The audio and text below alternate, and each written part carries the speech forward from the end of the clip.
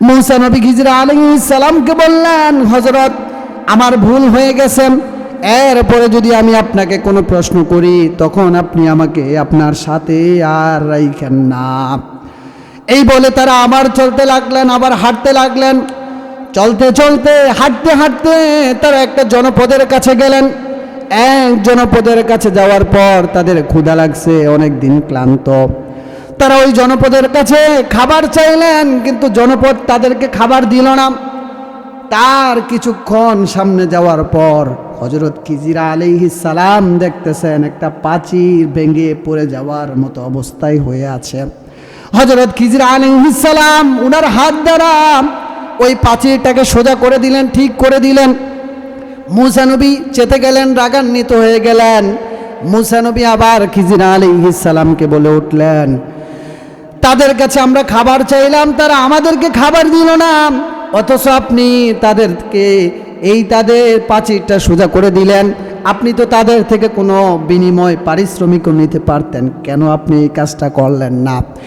এরপরে হযরত খিজির আলাইহিস সালাম মূসা নবীকে বললেন, আপনাকে বলেছিলাম আপনি আমার সাথে ধৈর্য ধারণ করে থাকতে পারবেন না, এখন থেকে আমার আর আপনার বিচ্ছেদ, আমার সাথে আর আপনি থাকতে পারবেন না। তবে যাওয়ার আগে আপনি ওই 3 কাজের ব্যাখ্যা শুনে যান। আমি যে নৌকাটা ছিদ্র করে দিয়েছিলাম, আমি যে একটা ছোট বালক ছেলেকে হত্যা করে ফেলেছি, আমি যে এই প্রাচীরটা সোজা করে দিয়েছি, কেন করেছি, ওই 3 কাজের ব্যাখ্যা আপনি শুনে যান। এরপরে এক এক করে মূসা নবী হযরত খিজির আলাইহিস সালাম মূসা নবীকে ওই ব্যাখ্যা বললেন। 1 নাম্বার নৌকা ছিদ্র করার ব্যাখ্যা, আম্মা সাফিনাতু ফাকানাত লিমাসাকিন ইয়ামালুনা ফিল বাহরি ফারাতু আন আইবাহা ওয়া কানা ওয়ারাহুম মালিকুন ইয়াখুযু কুল্লা সাফিনাতিন গসবা। খিজির আলাইহিস সালাম বলেন, আমি যে ওই নৌকাটাকে ছিদ্র করে দিয়েছিলাম, এটা এমনি এমনি করি নাই। আমি নৌকাটাকে ছিদ্র করেছি এই জন্য, নদীর ওই পারে একজন জুলুম জালেম বাদশাহ, যেই বাদশাহ মানুষের উপর অন্যায় ছাড়া নির্যাতন করে জুলুম করে, ওই বাদশাটা প্রত্যেক ভালো ভালো নৌকাগুলো মানুষদের থেকে জোরপূর্বকভাবে ছিনিয়ে নেয়, কেড়ে নেয়। এই নৌকাটা হলো কয়েকজন দরিদ্র ব্যক্তির নৌকা, তারা এই নৌকার রোজগার দিয়ে তাদের সংসার চালা। এই জন্য আমি ইচ্ছা করলাম নৌকাটার মধ্যে কোনো টুটি ব্যবস্থা করে দেয়, টুটিযুক্ত করে দেয়, যাতে ওই বাদশাহ আর এই নৌকাটা না নেয়। এই হলো প্রথম ঘটনার ব্যাখ্যা। তারপরে যত গুনাহের কাজ আছে, সকল গুনাহের কাজ থেকে মুক্ত রেখে দুনিয়াবি যত কাজকর্ম আছে, সকল কাজকর্ম থেকে আমাদেরকে ফারেক করে আজকের এত সুন্দর জান্নাতের বাগান মাহফিলের আসার এবং বসার তৌফিক দিয়েছেন। এই জন্য আমরা সকলেই কালিমাতুশ শুকুর আদায় করি, সকলে বলি আলহামদুলিল্লাহ। লক্ষ কোটি দুরূদ প্রেরণ করব ওই নবীর উপর, যিনি রাহমাতুল লিল আলামিন, যিনি ইমামুল মুরসালিন, যিনি সাইয়্যিদুল আম্বিয়া, যিনি খাতামুন নবিয়্যিন, যিনি সর্বশেষ নবী। ওই নবীর শানে আমরা আবারও সংক্ষিপ্ত আকার একবার দুরূদ শরীফ পাঠ করি, সকলে বলি সাল্লাল্লাহু আলাইহি ওয়াসাল্লাম। মুহতারাম হাজিরিন, পূর্ব চাঁদপুর যুব সমাজের উদ্যোগে আয়োজিত আজকের এই দোয়া ও ওয়াজের মাহফিলের সম্মানিত প্রধান মেহমান, প্রধান বক্তা, বিশেষ মেহমান আর ওয়াইজিনী কেরাম, আমার সামনে উপবিষ্ট বিভিন্ন শ্রোতাবিন্দু, সকলকে জানাই আমার পক্ষ থেকে আন্তরিক মুবারকবাদ ও অভিনন্দন। মুহতারাম হাজিরিন, আজকে যে এই চাঁদপুর এলাকায় এত সুন্দর ওয়াজ ও দোয়ার মাহফিলের ব্যবস্থা করা হয়েছে, এতে কি আমরা খুশি না বেজার? খুশি না? কারণ দুনিয়ার মধ্যে ওই স্থানটা বরকতময় স্থান, যে স্থানের মধ্যে কোরআন এবং হাদিসের আলোচনা করা হয়, সবচেয়ে শ্রেষ্ঠ স্থান ওই স্থান। এই জন্য আজকের এই এত সুন্দর মাহফিলকে যারা কষ্ট, শ্রম, অর্থ, টাকা পয়সা দিয়ে আয়োজন করেছেন, যুবক ভাইরা এই চাঁদপুর এলাকার সকলের জন্য আমরা দোয়া করব, আল্লাহ তাআলা যেন তাদের এই কষ্ট কবুল করে নেন। সকলে বলুন আমিন। এই উসিলাই যাতে তাদের নাজাতের জন্য এই মাহফিলটাকে জরিয়া বানাইয়া দেন। সকলে বলুন আমিন। যাই হোক, আমি ভূমিকা লম্বা করব না, আলোচনার মধ্যে চলে যাই। আমার আজকের আলোচনার বিষয় হলো আল্লাহ তাআলার অস্তিত্ব ও একত্ববাদ নিয়ে।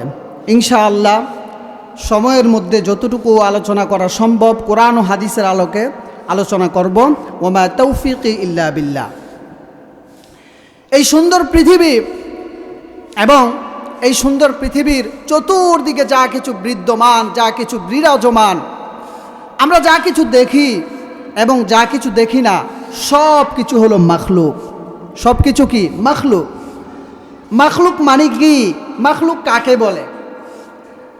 মাখলুক মানে হলো যেই জিনিস বা বস্তুকে সৃষ্টি করা হয়েছে ওই জিনিসকে মাখলুক বলে।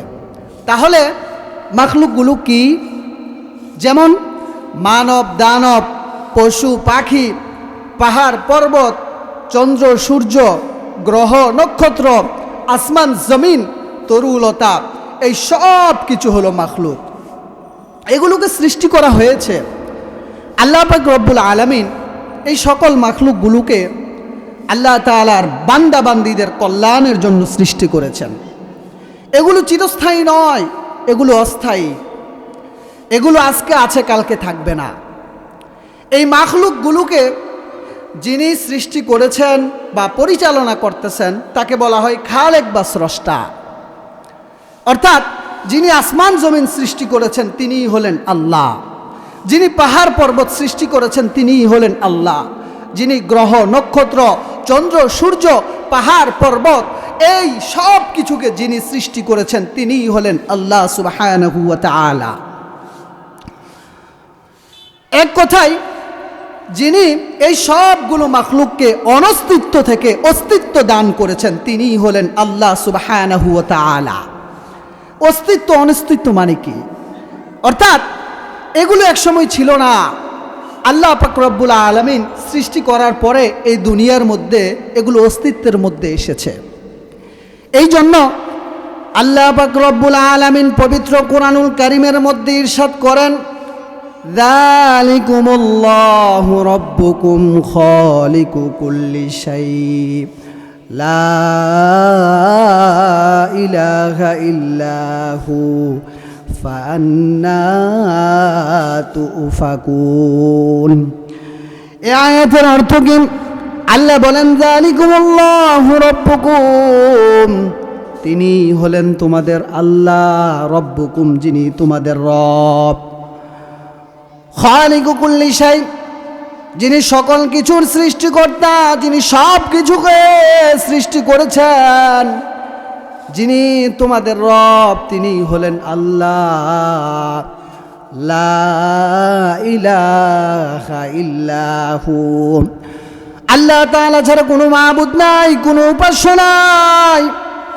আল্লাহ ব্যতীত কোনো মাবুদ নাই, কোনো ইলাহ নাই।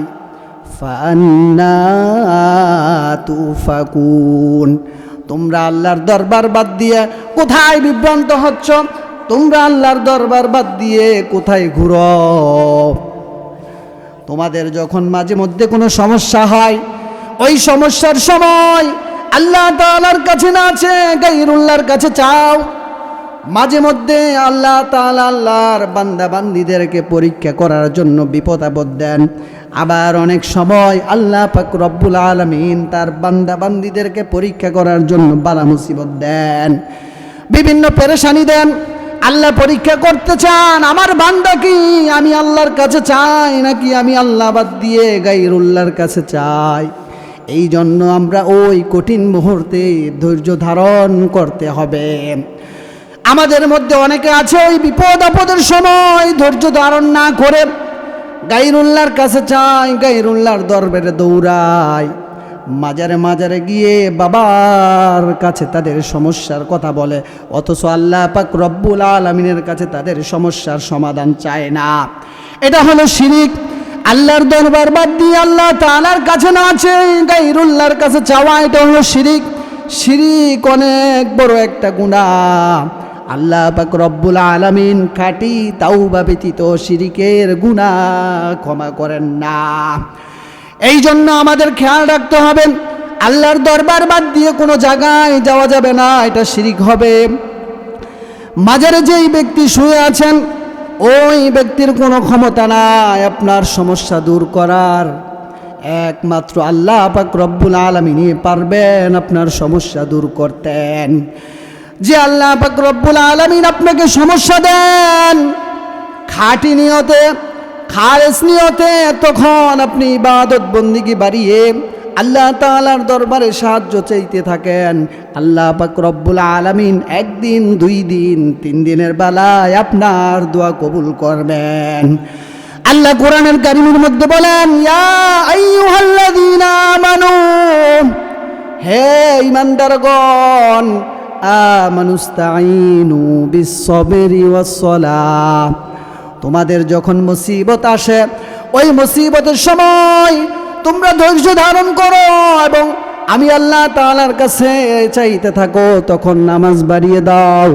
ইন্নাল্লাহা মা'আস-সাবিরিন, নিশ্চয় আমি আল্লাহ ধৈর্যশীল ব্যক্তিদের সাথে আছি। এই জন্য ভাইয়েরা আমার, যখন কোনো মুসিবত আসে, যখন কোনো বালা মুসিবত আসে, তখন পেরেশানি হওয়া যাবে না, তখন অধৈর্য হওয়া যাবে না, নিরাশ হওয়া যাবে না। ধৈর্য ধারণ করে তাওয়াক্কালতু আলাল্লাহ, আল্লাহর উপর ভরসা করে আল্লাহ তাআলার কাছে বেশি বেশি চাইতে হবে।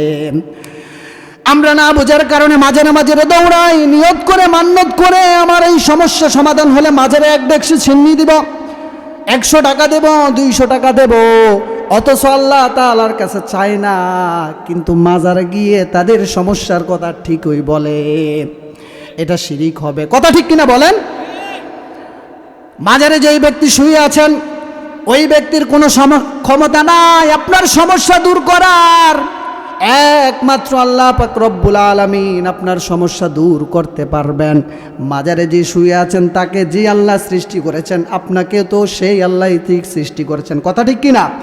যে আল্লাহ মাজারে যে শুয়ে আছেন তাকে সৃষ্টি করেছেন, আপনাকে ঠিক ওই আল্লাহ সৃষ্টি করেছেন। গায়রুল্লাহর কাছে কেন চান? কেন আপনি জেনে বুঝে শিরিক করেন? এই জন্য ভাইয়েরা, এই সমস্ত কাজ কখনোই করা যাবে না। আল্লাহ তাআলা আমাদের সকলকে সহি সমঝ দান করুক। সকলে বলুন আমিন। যিনি এই বিশ্ব জগৎ সৃষ্টি করেছেন, তিনি তার একক নিয়ন্ত্রণে গোটা পৃথিবীকে পরিচালনা করতেছেন। আল্লাহ পাক রব্বুল আলামিন যে এই পৃথিবীকে পরিচালনা করতেছেন, এই পরিচালনা করার মধ্যে কোনো বিশৃঙ্খলা নেই, কোনো শৃঙ্খলা নেই, কোনো বিরোধ নেই, কোনো সংঘাত নেই। আল্লাহ পাক রব্বুল আলামিন সৃষ্টির শুরু থেকে যেই বস্তুকে যেভাবে সৃষ্টি করেছেন ঠিক ওই বস্তুকে ওইভাবেই পরিচালনা করতেছেন। আল্লাহ তাআলা তিনি হলেন নিরাকার, তার কোনো আকার নাই। তিনি অনন্ত, তার কোনো অন্ত নাই।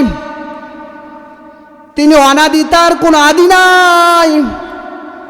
আর আল্লাহ ব্যতীত যা কিছু আছে সব কিছু একদিন ধ্বংস হয়ে যাবে।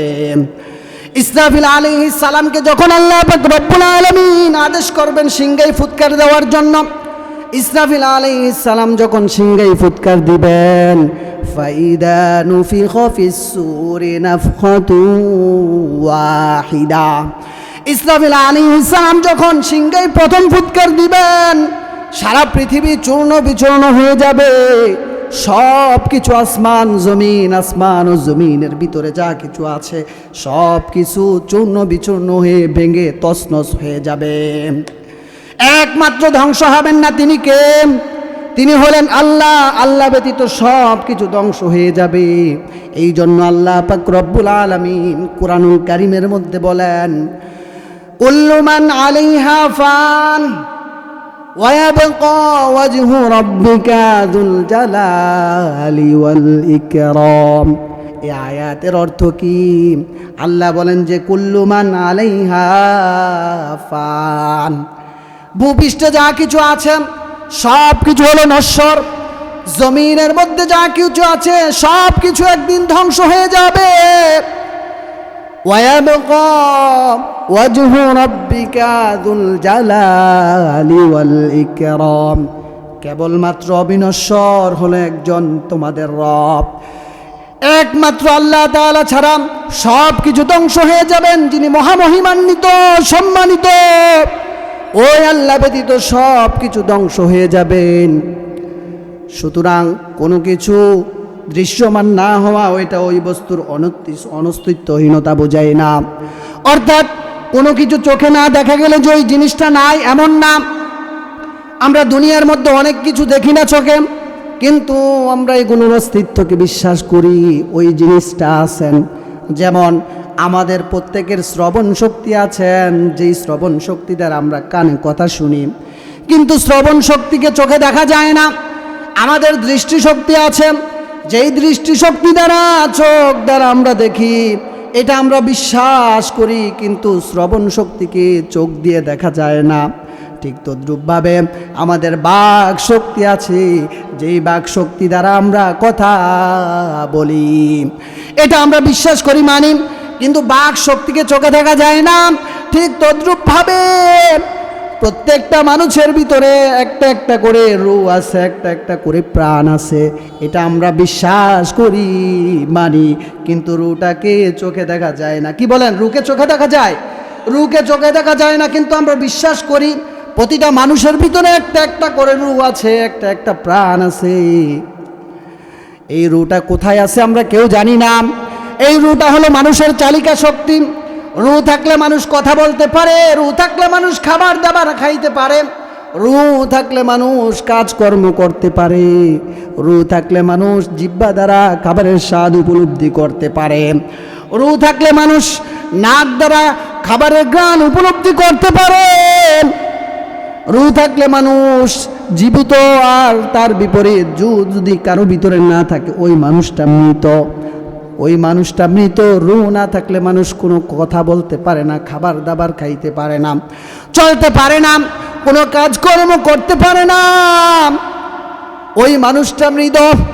সুতরাং প্রত্যেকটা মানুষ জীবিতভাবে সচল থাকা এবং চলাফেরা নির্ভর করে ওই রূহের উপরে। রূহ থাকলে মানুষ সচল। এই রূহটাকে আমরা দেখি না চোখে, কিন্তু আমরা মানি। দুনিয়ার মধ্যে মানুষ অনেক কিছু আবিষ্কার করেছে, অনেক নতুন নতুন মেশিন যন্ত্রপাতি তৈরি করেছেন। যেমন মানুষের অভ্যন্তরে অবস্থিত, মানব দেহে অবস্থিত অনেক অঙ্গ প্রত্যঙ্গ বিভিন্ন মেশিনের মাধ্যমে পরীক্ষা নিরীক্ষা করে দেখা হয়। যেমন হৃৎপিণ্ড, লিভার, ফুসফুস, কিডনি, এগুলোকে মেশিনের মাধ্যমে পরীক্ষা নিরীক্ষা করে দেখা হয়। এগুলোর মধ্যে যদি কোনো সমস্যা থাকে তাহলে ঔষধ বা অপারেশনের মাধ্যমে ভালো করার চেষ্টা করা হয়। কথা বলেন, যদি এগুলোর মধ্যে কোনো সমস্যা থাকে ঔষধ বা অপারেশনের মাধ্যমে এগুলোকে ভালো করার চেষ্টা করা হয়। অথচ প্রত্যেকটা মানুষকে যেই রূহটা সচলভাবে টিকিয়ে রেখেছেন, ওই রূহটাকে দেখার মতো আজ পর্যন্ত কোনো মেশিন তৈরি হয় নাই, ভবিষ্যতেও হবে না। যে রূহ আমাদেরকে সচল রেখেছেন, আমাদেরকে দুনিয়ার মধ্যে চালাচ্ছেন আল্লাহর হুকুমে, ওই রূহটাকে দেখার মতো আজ পর্যন্ত কোনো মেশিন যন্ত্রপাতি তৈরি হয় নাই, কোনো মেশিন যন্ত্রপাতি তৈরি হয় নাই। এই রূহটা মানুষের কোথায় আছে আমরা কেউ জানি না। রূহটা মানুষের গোটা শরীর জুড়ে আছে। সুতরাং এই রূহের মতন এই আসমান জমিনটা হলো একটা দেহ স্বরূপ। যেই দেহের মাথা হলো আসমান, যেই দেহের জমিন পা হলো জমিন। আসমান আর এই জমিনের মধ্যে যা কিছু আছে সব কিছু হলো ওই রূহের অঙ্গ প্রত্যঙ্গ। এই গোটা পৃথিবীকে যিনি টিকিয়ে রেখেছেন, যিনি পরিচালনা করতেছেন, যখন সূর্যের প্রয়োজন হয় সূর্য দেন, যখন চাঁদের প্রয়োজন হয় চাঁদ দেন, যখন বৃষ্টির প্রয়োজন হয় বৃষ্টি দেন। মানুষের যখন যা কিছু প্রয়োজন হয়, যা কিছু দেন, তিনি কে? তিনি হলেন আল্লাহ। আল্লাহ পাক রব্বুল আলামিনকে আমরা চোখে দেখি না, এরপরও আমরা বিশ্বাস করি আল্লাহ আছেন, থাকবেন। আল্লাহ তাআলাকে দেখা যায় না বলে আল্লাহ নাই এমন কথা বলা যাবে না। নাস্তিক যারা এমন কথা বলে, তারা আল্লাহকে চোখে দেখা যায় না বলে আল্লাহ নাই, নাউজুবিল্লাহি মিন যালিক বলেন। এমন কথা যারা বলে এই পৃথিবীটা এমনি এমনি হয়েছে, এই পৃথিবীটা আবার এমনি এমনি একদিন ধ্বংস হয়ে যাবে, মানুষ এমনি এমনি জন্মগ্রহণ করে, আবার একদিন এমনি এমনি মানুষ মৃত্যুবরণ করবে, এটা প্রকৃতির একটা নীলা খেলা, এই ধরনের কথা যারা বলে তাদেরকে বলা হয় নাস্তিক, তাদেরকে বলা হয় মুলহিদ, তাদেরকে বলা হয় জড়বাদী, তারা কাফের। এমন আকীদা পোষণ করা যাবে না। এই জন্য কোনো নাস্তিক মারা গেলে তাদের কাফন দাফন জানাজা কোনো কিছু হয় না। নাস্তিকরা এমন কথা বলে, নাস্তিকরা জান্নাত জাহান্নাম বেহেশত দোজখ কোনো কিছুইকেই তারা বিশ্বাস করে না, বুঝছেন? এমন আকীদা আমাদের ভিতরে রাখা যাবে না। নাস্তিকরা মারা গেলে তাদের জানাজা কাফন দাফন কোনো কিছু হয় না। তারা মারা গেলে তারা বলে যায় তাদের দেহটা, শরীরটা কোনো বৈজ্ঞানিক ডাক্তারের কাছে দেওয়ার জন্য, গবেষণা করার জন্য, তারা যেন এটাকে নিয়ে গবেষণা করে মানুষের দেহের মধ্যে কি আছে, নাউজুবিল্লাহ। এরপরে দেখা যায় ওই নাস্তিকদের মৃতদেহ ডাক্তার তারা কি করে, কিছুদিন কুকুর শুকুরের মতন কেটে ছিঁড়ে গবেষণা করার পর মাটির মধ্যে বালি চাপা দিয়ে দেয়। তার থেকে অসম্মানী আর কি হতে পারে? একটা মানুষের মুসলমান হওয়ার পরও তার জানাজা হয় না, কাফন হয় না, দাফন হয় না, কথা বলেন, এর থেকে অসম্মানীর আর কিছু হতে পারে না। এই জন্য এমন আকীদা আমাদের ভিতরে রাখা যাবে না। আল্লাহকে নিয়ে গবেষণা করা যাবে না, আল্লাহর সৃষ্টিকে নিয়ে গবেষণা করতে হবে। কত সুন্দর মানুষ তৈরি করেছেন আল্লাহ, আমাদের কত সুন্দর দুইটা চক্ষু দিয়েছেন, চোখটা খুললে কত সুন্দর দুনিয়া দেখি, চোখ বন্ধ করলে আমরা কিছুই দেখতে পাই না। কত সুন্দর দুইটা হাত দিয়েছেন আমাদেরকে, যে হাত দ্বারা আমরা খাবার খাই, ডান হাতে বাম হাতে অন্য কাজ করি। এরপরে পাও দিছেন, আল্লাহর জমিন আমরা চলতেছি, সব কিছু নাক দিয়ে আমরা আল্লাহর কত সুন্দর সুন্দর নেয়ামতের খাবারের গ্রাণ আমরা পাই। এইভাবে আল্লাহর প্রত্যেকটা সৃষ্টিকে নিয়ে যদি আমরা চিন্তা করি, আল্লাহকে তো আল্লাহর সৃষ্টির মধ্যে খুঁজে পাওয়া সম্ভব, অথচ আমরা আল্লাহর সৃষ্টি নিয়ে চিন্তা ফিকির করি না, আল্লাহকে নিয়ে চিন্তা করি আল্লাহ আসেননি। আল্লাহ না থাকলে তোমাকে সৃষ্টি করছে কি? কথা বলো আহাম্মক, তোমার মাথার উপরে যে এত বড় আসমান, যে আসমানটা কোনো ফিলার ছাড়া খুঁটি ছাড়া দাঁড়িয়ে আছে, ওই আসমানকে কে সৃষ্টি করছে? আহাম্মক তুমি চিন্তা করো। তুমি বলো আল্লাহ নাই, আল্লাহ বলতে কেউ নাই। আল্লাহ তাদেরকে সহি সমঝ দান করুক, সকলে বলুন আমিন। ইমামে আজম ইমাম আবু হানিফা রাহমাতুল্লাহি আলাইহির সাথে এক নাস্তিকের বাহাস হয়েছিল, তর্ক বিতর্ক হয়েছিল। ঘটনাটা মনোযোগ সহকারে শুনুন, শিক্ষণীয় বিষয়। বাদশাহ উমাইয়া খলিফা মাহদির আমলে এক নাস্তিক বাদশাহ মাহাদির দরবারে এসে বাদশাকে বললেন যে, হে বাদশাহ, আমি আল্লাহ তাআলাকে বিশ্বাস করি না, আমি আল্লাহ বলতে কেউ আছেন আমি এটা মানি না, আল্লাহ বলতে কেউ নাই, এই আসমান এমনি এমনি তৈরি হয়েছে, আসমান এমনি এমনি একদিন ধ্বংস হয়ে যাবে, মানুষ এমনি এমনি তৈরি হয়েছে, জন্মগ্রহণ করে, আবার মানুষ একদিন এমনি এমনি মৃত্যুবরণ করবে, এটা প্রকৃতির একটা নীলা খেলা। কে বলতেছেন? নাস্তিক বাদশাকে বলতেছেন, আমি আল্লাহ বলতে কাউকে বিশ্বাস করি না। ওই নাস্তিক বাদশাকে আরো বললেন, হে বাদশাহ, আমি আপনাদের সকল মুসলমানদের প্রতি চ্যালেঞ্জ ছুড়ে দিলাম, আপনারা মুসলমানরা পারলে প্রমাণ করেন আল্লাহ বলতে কেউ আছেন। বাদশাহ চিন্তা করে গেলেন, এই প্রশ্নের মোকাবেলা কে করবেন? বাদশাহ চিন্তা করতেছেন, ওই যুগের সবচেয়ে বড় আলেম, সবচেয়ে বড় জ্ঞানী হলেন আমাদের মাযহাবের ইমাম, ইমামে আজম ইমাম আবু হানিফা রহমতুল্লাহি আলাই। তো ইমাম আবু হানিফা রহমতুল্লাহি আলাই বাগদাদ বসবাস করতেন। কোথায়? বাগদাদ শহরে। তো বাদশার বার্তাবাহক দূতকে পাঠাইলেন ইমাম আবু হানিফা রহমতুল্লাহি আলীর কাছে। তো বাদশার দূত বার্তাবাহক ইমাম আবু হানিফা রহমতুল্লাহি আলীর কাছে খবর নিয়ে গেলেন, গিয়ে ইমাম সাহেবকে সালাম দিলেন, কালাম করলেন, তারপরে ইমাম আবু হানিফা রহমতুল্লাহি আলীকে বললেন যে হযরত, বাদশাহ আপনাকে রাজ দরবারে তলব করেছেন, অন্বেষণ করেছেন, ডেকেছেন। ইমাম আবু হানিফা রহমতুল্লাহ বললেন, কি জন্য আমাকে বাদশার দরবারে তলব করেছেন?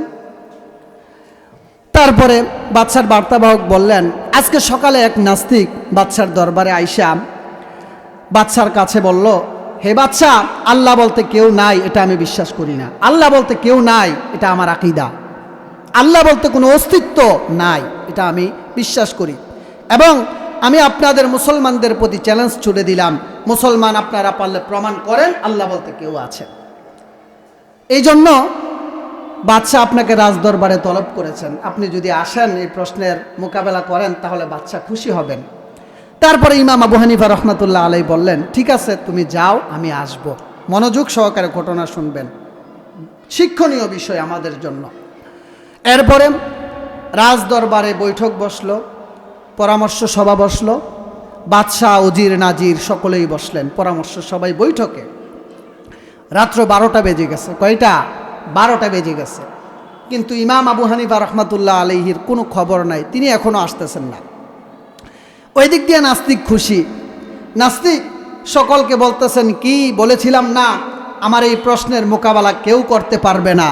মনে হয় তোমাদের ইমাম বুঝতে পেরেছেন তিনিও এই প্রশ্নের মোকাবেলা করতে পারবেন না, এই জন্য বাদশাহ ইমাম সাহেব আজকে এই দরবারে আসেন নাই। এরপরে যখন রাত্র 1টা বাজলো, ইমাম আজম ইমাম আবু হানিফা রহমতুল্লাহ আলাই রাজ দরবারে প্রবেশ করলেন।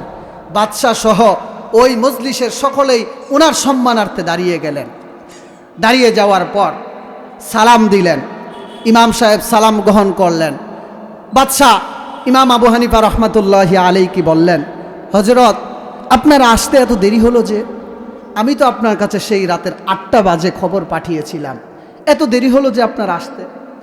তারপরে ইমাম আবু হানিফা রহমতুল্লাহ আলাই বললেন, জনাব, আমি তো আপনাদের দরবারে আসতেছিলাম, আপনাদের কাছে আসতেছিলাম, কিন্তু আসার পথে এমন এক ঘটনা ঘটেছে আমার সাথে, এমন এক আশ্চর্যজনক ঘটনা ঘটেছে, এই ঘটনার কারণে আমার আসতে দেরি হয়ে গিয়েছে।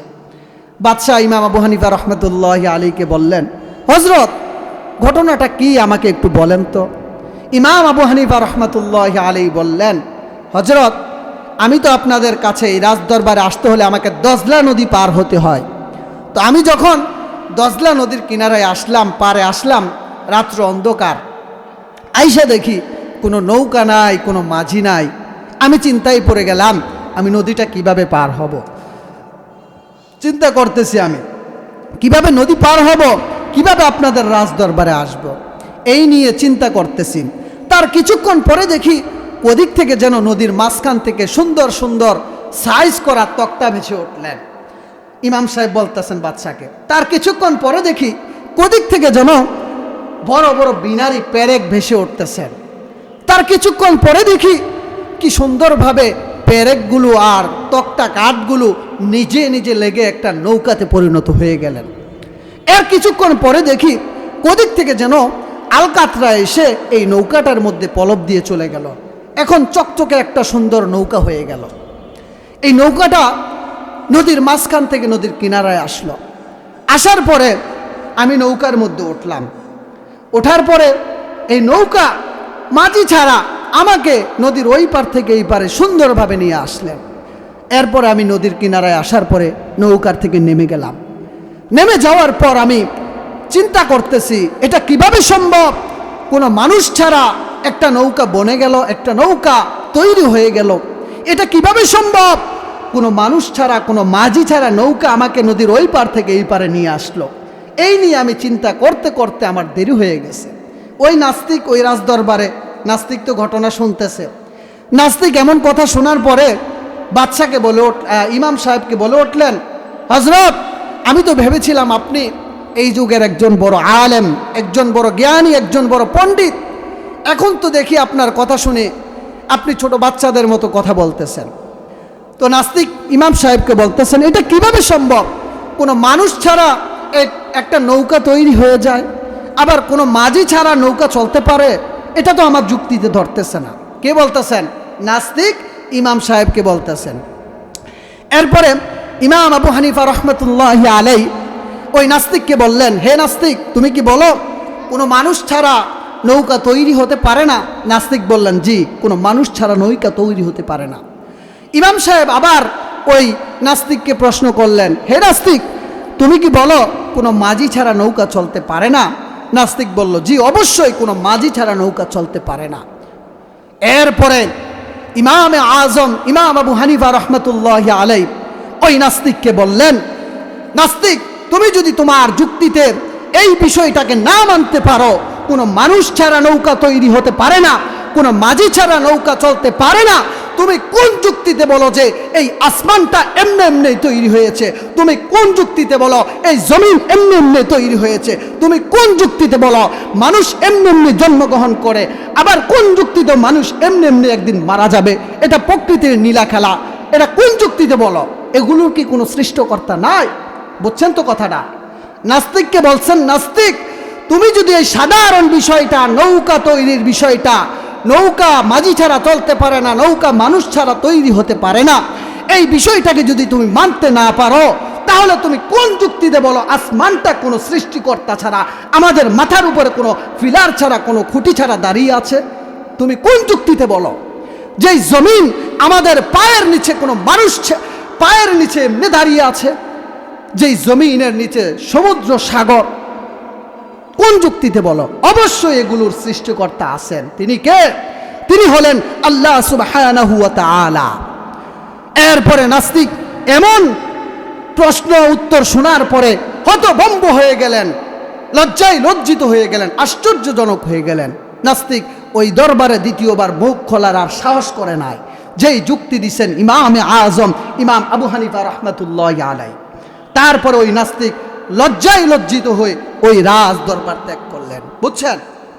এই হলো ইমামে আজম ইমাম আবু হানিফা রহমতুল্লাহ আলাইহির সাথে আল্লাহর অস্তিত্ব নিয়ে নাস্তিকের বাহাস, তর্ক বিতর্ক। আসুন আমরা একটু জিকির করি, লা ইলাহা ইল্লাল্লাহ, লা ইলাহা।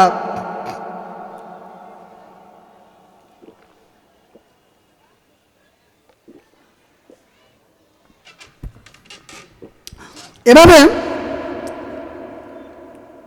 ইমাম শাফি রহমতুল্লাহ আলাইহিও আল্লাহ তাআলার অস্তিত্বে বিশ্বাসী।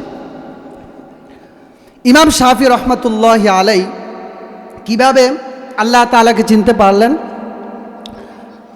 আল্লাহ পাক রব্বুল আলামিনকে চিনার জন্য যেমন কোনো সূক্ষ্ম দলিলের প্রয়োজন হয় না, ঠিক তেমনিভাবে আল্লাহ পাক রব্বুল আলামিনকে চিনার জন্য সূক্ষ্ম দার্শনিক হওয়ারও কোনো প্রয়োজন পড়ে না, বরং স্বাভাবিক সুস্থ মস্তিষ্কে একটু চিন্তা করলে আল্লাহ তাআলাকে খুঁজে পাওয়া সম্ভব।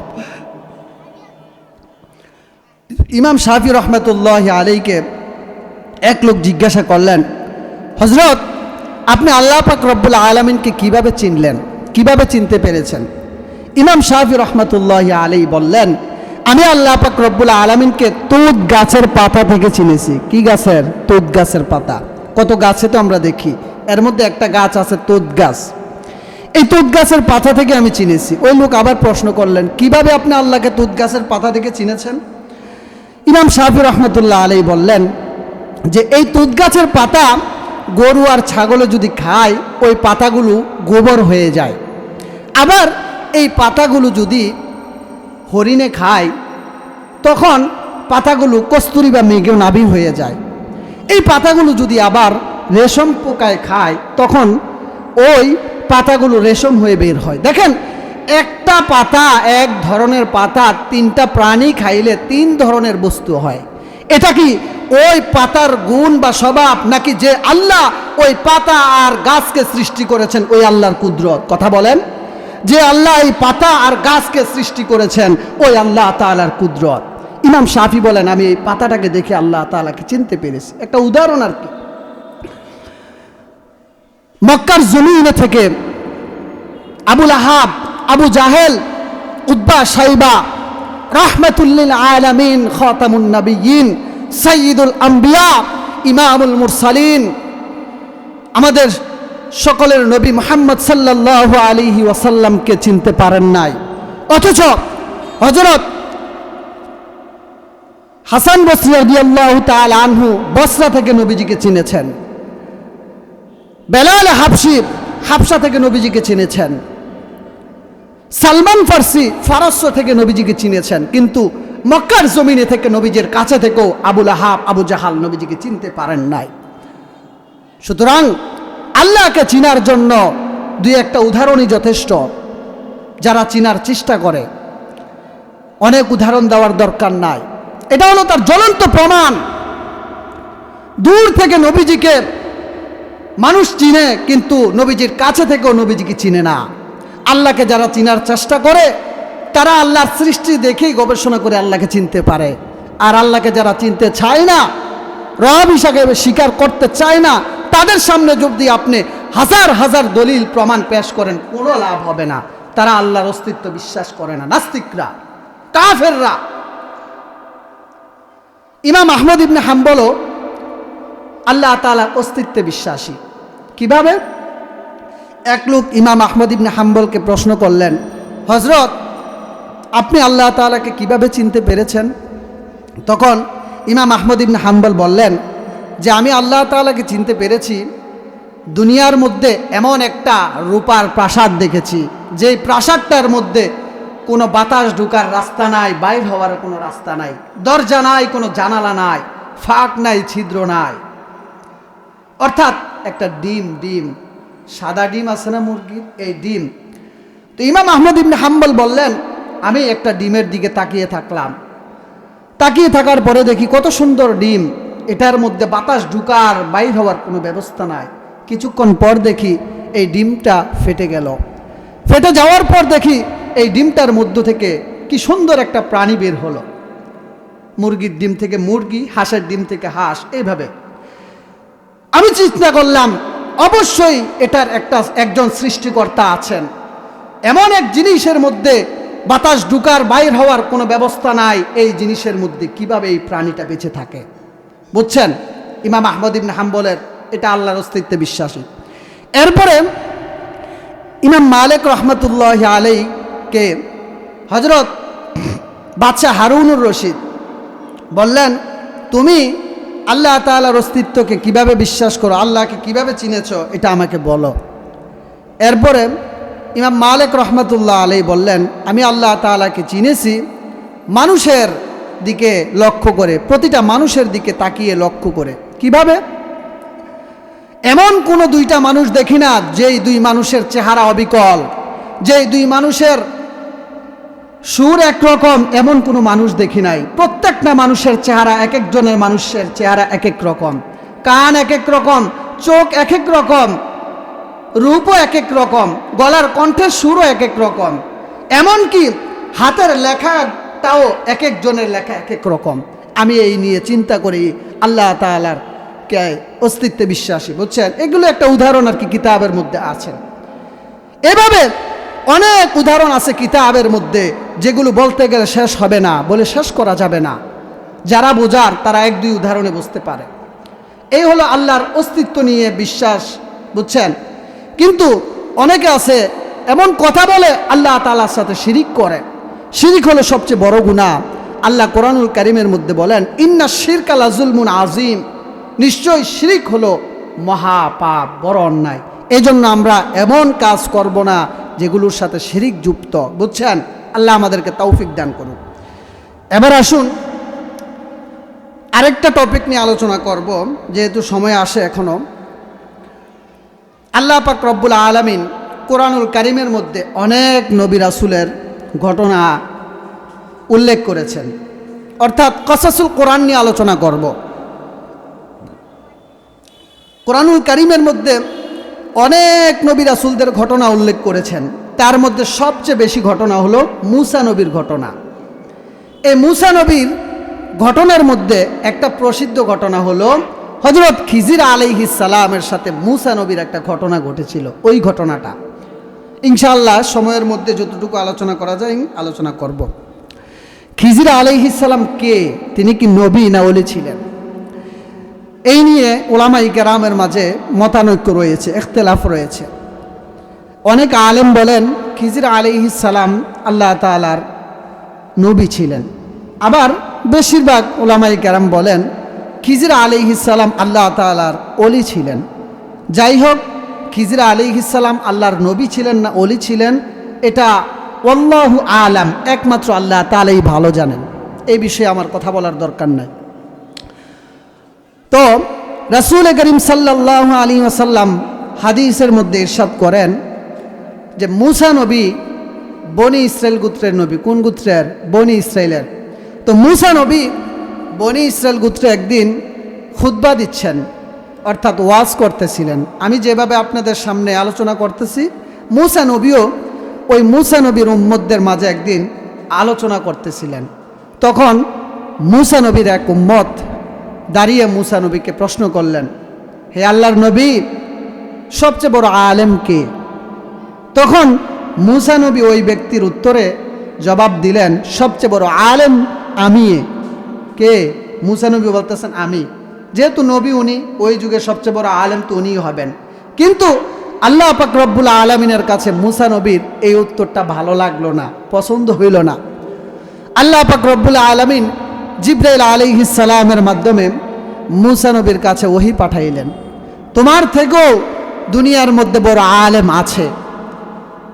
তখন মূসা নবী আল্লাহকে জিজ্ঞাসা করলেন, আল্লাহ, আপনার ওই বান্দাটা কে? আমি তাকে একটু দেখতে চাই। আপনার ওই বান্দার সন্ধান আমি কিভাবে পাবো, আমাকে একটু বলে দেন। এরপর আল্লাহ বললেন, আমার ওই বান্দা মাজমাউল বাহরাইন, অর্থাৎ দুই সমুদ্রের মাঝখানে বসবাস করে, ওই খিজির আলাইহিস সালাম। এরপরে মূসা নবী বললেন, আমি ওই বান্দার সন্ধান কিভাবে পাবো, আল্লাহ আমাকে বলে দেন। আল্লাহ পাক রব্বুল আলামিন মূসা নবীকে বললেন, তুমি তোমার থলির মধ্যে, ব্যাগের মধ্যে ভাজা মাছ ভেজে নাও। এই মাছটা যেখানে গিয়ে হারাবে, ওই জায়গায় আমার ওই বান্দাকে তুমি খুঁজে পাবে। এরপরে আল্লাহর আদেশ অনুযায়ী মূসা নবী ভাজা মাছ ওনার থলির মধ্যে নিয়ে সাথে সফর সঙ্গী হিসাবে ইউশা ইবনে নুনকে নিয়ে বের হয়ে গেলেন ওই বান্দা খিজির আলাইহিস সালামের খোঁজে। বের হয়ে চলতে লাগলেন, হাঁটতে লাগলেন। চলতে চলতে একদিন এক রাত্র হয়ে গেল। হাঁটতে হাঁটতে মূসা নবী এবং ইউশা ইবনে নুন ক্লান্ত হয়ে গেলেন। ক্লান্ত হওয়ার পর তারা একটা প্রস্তর খণ্ডের মতো উপরে, পাথরের উপরে মাথা রেখে এক স্থানে ঘুমিয়ে গেলেন। ঘুমিয়ে যাওয়ার পর মূসা নবী ঘুমের মধ্যে ছিলেন, কিন্তু মূসা নবীর সফর সঙ্গী ইউশা ইবনে নুন তিনি মূসা নবীর আগে ঘুম থেকে জেগে গেলেন। জাগার পরে দেখতেছেন মূসা নবীর ব্যাগের মধ্যে যেই মাছটা এনেছিল, ওই মাছটার মধ্যে প্রাণ সঞ্চার হলো। ওই মাছটা ব্যাগ থেকে লাফ দিয়ে বের হয়ে গেল। বের হয়ে এটা লাফাতে লাফাতে সাগরের দিকে চলে গেল। এরপরে এই মাছটা যেই রাস্তা দিয়ে গেল, এই রাস্তাটা লম্বা রশির মতন হয়ে গেল দাগে। এই ঘটনাটা ইউশা ইবনে নুন মূসা নবী ঘুম থেকে জাগ্রত হওয়ার পর মূসা নবীকে বলতে ভুলে গেছেন। এটা শয়তানের একটা চক্রান্ত। যাই হোক, মূসা নবী তারপরে জাগ্রত হওয়ার পর মূসা নবী ও ইউশা ইবনে নুন ওনার সফর সঙ্গী তারা আবার ওই বান্দা হযরত খিজির আলাইহিস সালামের সন্ধানে হাঁটতে লাগলেন। হাঁটতে হাঁটতে আবারও একদিন এক রাত্র হেঁটে ফেললেন। হাঁটার পরে মূসা নবী ক্লান্ত হয়ে গেলেন।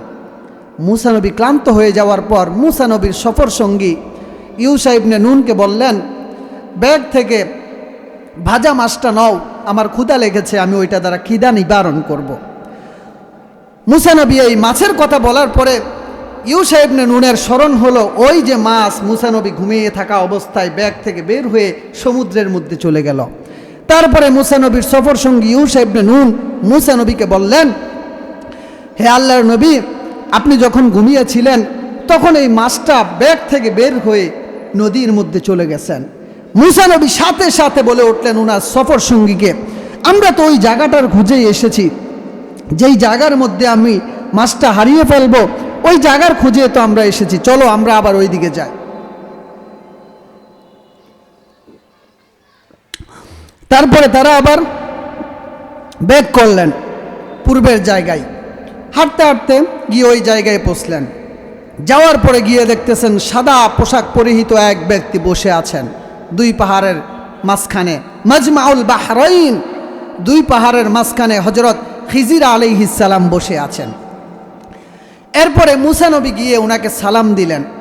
সালামের দেওয়ার পর খিজির আলাইহিস সালাম সালামের উত্তর নিলেন। এরপরে মুসা নবী বললেন, আমি মুসা।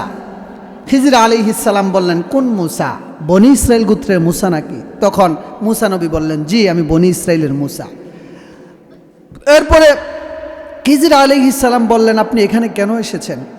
এখানে তো কেউ বসবাস করে না, আপনি কেন এসেছেন? মুসা নবী বললেন, হযরত, আমি এই উদ্দেশ্যে এসেছি, আমি আপনার সাথে থাকতে চাই। এই জন্য আল্লাহ পাক রব্বুল আলামিন আপনাকে যে এলেম শিক্ষা দিয়েছেন, ওই এলেমগুলোর থেকে আমাকে একটু শিক্ষা দিবেন। তারপরে খিজির আলাইহিস সালাম এই কথা শুনে মুসা নবীকে বললেন, আপনি আমার সাথে ধৈর্য ধারণ করে থাকতে পারবেন না, আমার সাথে আপনি ধৈর্য ধারণ করে থাকতে সক্ষম হবেন না। ক্বালা আলাম আকুল ইন্নাকা লান তাসতাতিআ মাইয়া সাবরা, আপনি আমার সাথে ধৈর্য ধারণ করে থাকতে পারবেন না। সাথে সাথে মুসা নবী বলে উঠলেন, সাতাজিদুনি ইনশাআল্লাহু সাবিরা, যদি আল্লাহ তাআলা চান আপনি আমাকে ধৈর্যশীল পাবেন, আমি আপনার সাথে থাকব। এই ঘটনাটা কোরআনুল কারীমের মধ্যে সূরাতুল কাহফের মধ্যে আছে, বুঝছেন? কোরআন থেকে সরাসরি কসসুল কোরআন আলোচনা করতেছি। এরপরে মুসা নবী বললেন, আমি আপনার সাথে ধৈর্য ধারণ করে থাকতে পারবো। তারপরে খিজির আলাইহিস সালাম আবার মুসা নবীকে একটা শর্ত দিয়ে দিলেন, ঠিক আছে, আপনি যদি আমার সাথে থাকতে চান তাহলে একটা শর্তে আপনি আমার সাথে থাকতে পারবেন। ওই শর্তটা হলো, যতক্ষণ পর্যন্ত আমি যেই সমস্ত কাজ করে যাব ওই কাজগুলোর ব্যাপারে আপনি আমাকে কোনো প্রশ্ন করতে পারবেন না, যতক্ষণ পর্যন্ত আমি নিজ থেকে আপনাকে ওই কাজগুলোর ব্যাপারে অবগত না করব। তারপরে মুসা নবী মানলেন, ঠিক আছে হযরত, আমি আপনাকে কোনো প্রশ্ন করব না যতক্ষণ পর্যন্ত আপনি আমাকে নিজে থেকে না বলবেন। এরপরে হযরত মুসা নবী ও খিজির আলাইহিস সালাম চলতে লাগলেন, দুজন হাঁটতে লাগলেন। চলতে চলতে নদীর কিনারায় গেলেন। নদীর কিনারায় যাওয়ার পর নৌকা দিয়ে তারা নদী পার হবেন। নদী পার হওয়ার জন্য নৌকায় উঠবেন। নৌকার কাছে যাওয়ার পর নৌকার মাঝি হযরত খিজির আলাইহিস সালামকে দেখে চিনে ফেললেন। উনি অনেক বড় একজন ওলি, কেউ বলেন ওলি, কেউ বলেন নবী। খিজির আলাইহিস সালামকে চিনার পর খিজির আলাইহিস সালাম থেকে নৌকার ভাড়া নিবেন না। নৌকার মাঝি বলতেছেন, আপনারা ওঠেন, আপনার থেকে কোনো ভাড়া নিব না। হযরত খিজির আলাইহিস সালাম হযরত মুসা নবী নৌকার মধ্যে উঠলেন। ওঠার পরে নৌকা চলতেছে, নদীর মধ্যে চলা শুরু হয়ে গেল। চলা শুরু হয়ে যাওয়ার পর কিছুক্ষণ যাওয়ার পর খিজির আলাইহিস সালাম দেখতেছেন একটা পাখি নৌকার মধ্য থেকে সাগরের মধ্যে পাখির ঠোঁট দিয়ে পানি সংগ্রহ করলেন। ঠোঁট দিয়ে পানি নেওয়ার পর, আমরা একটু ধৈর্য ধরি, আজান হচ্ছে, আজানের পরে আবার আলোচনা করবো ইনশাআল্লাহ। আমরা আজানের জবাব দেই। ওই পানি দেখে মুসা আলাইহিস সালামকে বললেন, হে আল্লাহর নবী মুসা, ওই পাখির ঠোঁটের মধ্যে আপনি যে পানি দেখতেছেন, এই পানির থেকেও আপনার আর আমার জ্ঞান, এই সাগর পরিমাণ জ্ঞান হলো আল্লাহর, এই পাখির ঠোঁটের পানির থেকেও আমাদের জ্ঞান কম। এরপরে নৌকা চলতে চলতে নৌকা যখন নদীর মাঝখানে গেল, তারপরে হযরত খিজির আলাইহিস সালাম নৌকার একটা তক্তা তুলে ফেললেন, ছিদ্র করে দিলেন। মুসা নবী রাগী নবী আল্লাহর, মুসা নবী রাগ করে গেলেন। মুসা নবী সাথে সাথে হযরত খিজির আলাইহিস সালামকে বলে উঠলেন, হে হযরত খিজির আলাইহিস সালাম, নৌকার মাঝি আমাদেরকে কোনো পারিশ্রমিক ছাড়া, কোনো টাকা ছাড়া নৌকার মধ্যে তুললেন, আপনি তাদের নৌকাটা ছিদ্র করে দিলেন। আলা খরকতাহা লিতুগনিকা আহলাহা লাকাদ জিতা শাইআন ইমরা। মুসা নবী বললেন, নৌকার মাঝি আমাদেরকে কোনো টাকা ছাড়া নৌকার মধ্যে তুললো, আপনি নৌকাটাকে কি এই জন্য ছিদ্র করে দিলেন? যেন নৌকার আরোহীরা পানির মধ্যে ডুবে মারা যায়। লাকাদ জিতা শাইআন ইমরা, অবশ্যই আপনি এটা অন্যায় কাজ করলেন। তারপর হযরত খিজির আলাইহিস সালাম মুসা নবীকে বলে উঠলেন, ক্বালা আলাম আকুল লাকা ইন্নাকা লান তাসতাতিআ মাইয়া সাবরা। খিজির আলাইহিস সালাম মুসা নবীকে বললেন, আমি কি আপনাকে বলি নাই যে আপনি আমার সাথে ধৈর্য ধারণ করে থাকতে পারবেন না? আপনি আমার সাথে ধৈর্য ধারণ করে থাকতে সক্ষম হবেন না। আমি তো বলেছিলাম আমার কার্যকলাপ আপনার কাছে ভালো লাগবে না।